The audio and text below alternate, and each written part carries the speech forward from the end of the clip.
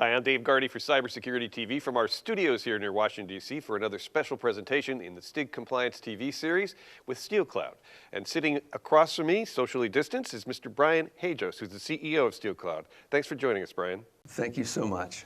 So it's been about 8 months since our last interview on CMMC. Can you give me an idea of the progress that's been made on that? Well, there's been a tremendous amount of progress. The first thing is the accreditation board has been put together, or the AB as they're called.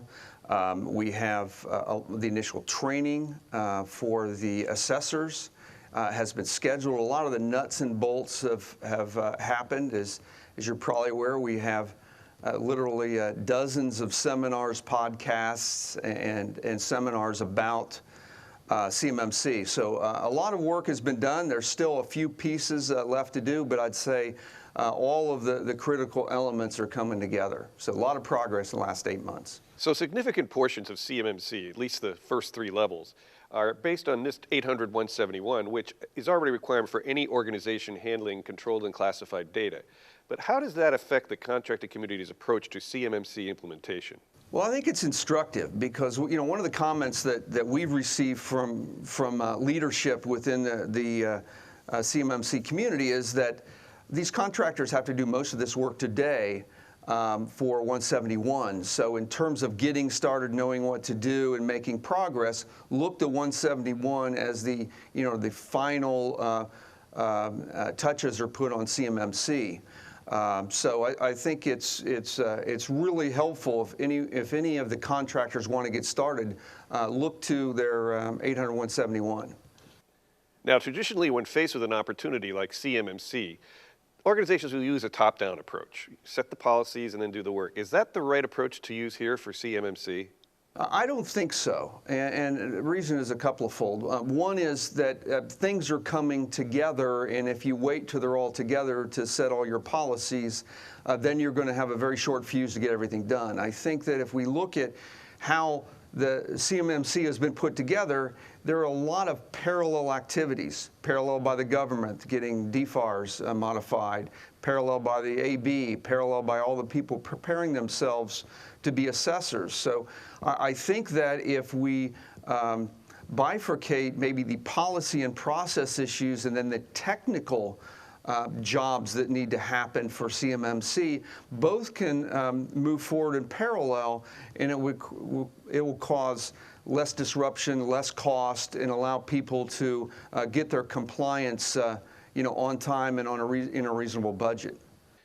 So what are some of the technical challenges that a contractor should start addressing now while the top-level policies are getting firmed up? Well, there's a few things that we absolutely know organizations are going to have to implement, and let me highlight kind of 4 of those. The first one is a fairly overriding technical decision organizations have to make. So organizations that are, a majority of their business may not be in the DoD, they may choose to bifurcate their technical operation so that only those pieces that have to be qualified for CMMC from a technical side are implemented. So a lot of organizations have done this. They did it for 800-171 when they bifurcate their organization. So that keeps the pieces that are audited from a technical side, that have to be hardened from a technical side, as compact as possible. So that's one. The next one is probably the easiest to do, and I think every business should do, and that's having to do with access control and two-factor authentication. I think everybody knows that they have to implement two-factor authentication. It's something that's fairly easy, fairly inexpensive to implement two-factor on their most important assets. So again, I would recommend that folks, if they have not done that today, that they go ahead and do that. They do that right now.